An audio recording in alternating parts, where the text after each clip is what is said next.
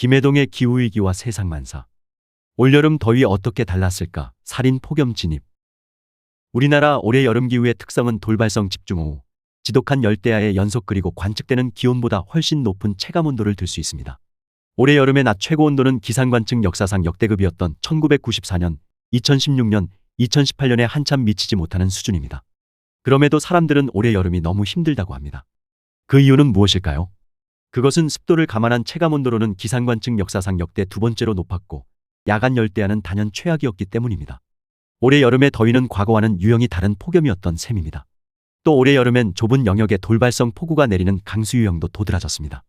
이런 날씨가 여름철 내내 이어진 원인은 무엇일까요? 우리나라만 이랬을까요? 이런 날씨가 장래엔 어떻게 변해갈까요?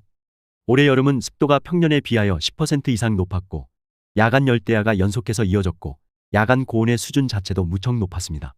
영동지방과 서울 등에서 야간에도 섭씨 30도 이하로 내려가지 않는 초열대야마저 기승을 부렸습니다. 열대야 일수와 연속일수 모두 지금까지 없었던 수준이었습니다.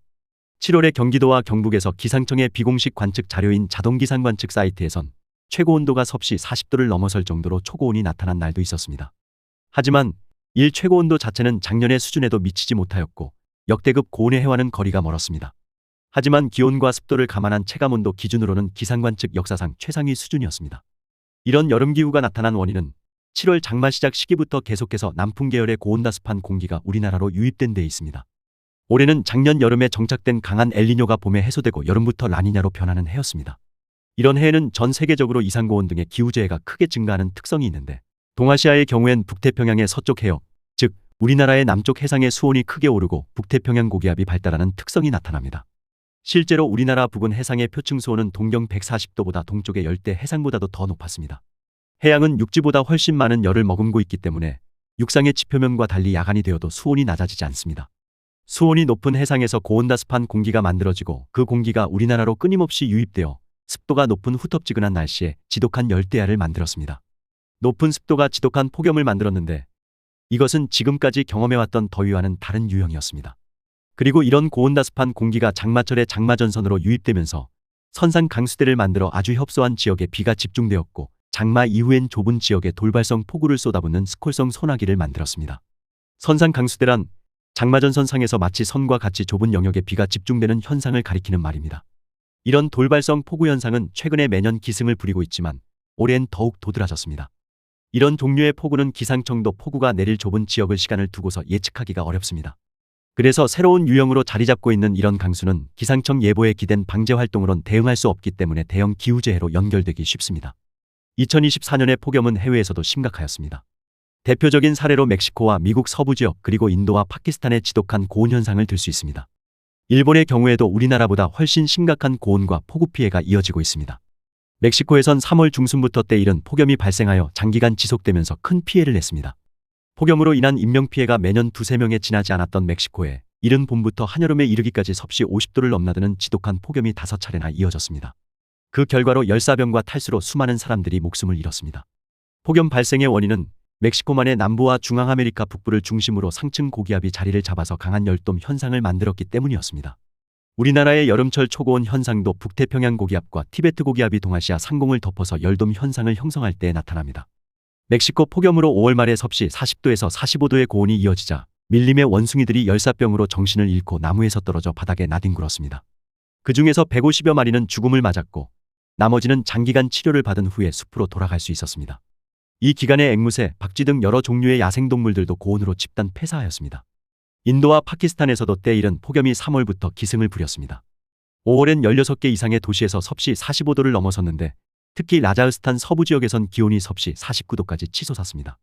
야간 열대야도 심각했는데 인도의 수도 뉴델리에선 야간의 일 최저기온도 섭씨 35도 아래로 내려가지 않는 초열대야 현상이 이어졌습니다. 파키스탄에서도 섭씨 46도에 이르는 초고온이 발생하였는데 고온 현상이 가장 심각하였던 인구 2,600만 명의 펀자브 지역에서는 휴교령을 내린 초중고 학교가 절반을 넘었고 이들 대부분의 학교들은 조기 여름방학에 들어갔습니다. 미국에서도 초여름부터 서부 지역을 중심으로 광범위한 지역에서 기록적인 폭염이 이어졌고 사망자가 속출하였습니다. 7월이 시작되자 미국 전역으로 폭염이 번져나가서 전체 인구의 40%가 넘는 1억 4,200만 명 이상이 폭염경보 수준의 고온 영향권에 들었습니다. 서부의 라스베이거스에서 섭씨 46도를 넘었고 캘리포니아와 오리건 그리고 시애틀도 섭씨 40도를 넘어섰습니다. 7월부터 동부 지역에도 서부 지역에 못지않은 폭염이 시작되었습니다. 필라델피아와 델라웨어 북부, 뉴저지 등 상당수 지역에서 폭염이 심각했는데 워싱턴 DC와 메릴랜드, 버지니아주 등에서 섭씨 44도의 고온이 나타나기도 하였습니다. 이것은 1937년 이래로 55년 만에 최고 기온이었다고 합니다.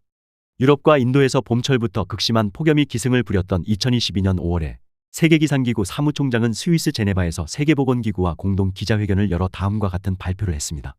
세계 곳곳에서 폭염은 점점 더 잦아지고 있으며 이러한 부정적인 현상은 설령 인류가 파리 협정에 따라 온실가스 감축에 성공하는 경우라도 적어도 2060년대까지는 지속될 것입니다. 기후변화가 진전됨에 따라 폭염에 관한 기록은 깨지기 시작했고 장래엔 이런 폭염이 보통이 될 것이며 우리는 훨씬 더 강한 극단을 보게 될 것입니다. 2022년에 발생하였던 유럽 폭염은 500년 빈도의 폭염으로 평가되는 매우 극단적인 것이었는데 그런 폭염도 이제는 매년 일상적으로 겪게 될 것이며 장래엔 훨씬 더 극단적인 폭염이 더 자주 나타날 것입니다. 고온일수록 대기는 더 많은 수증기를 포함할 수 있기 때문에 과거엔 상상도 할 수 없었던 폭우를 만들어냅니다. 올해 4월에 사막 지역인 두바이 공항에서 하루 동안의 연간 강수량의 2배에 해당하는 폭우가 쏟아져서 공항이 물바다로 변하는 사건이 발생하였습니다.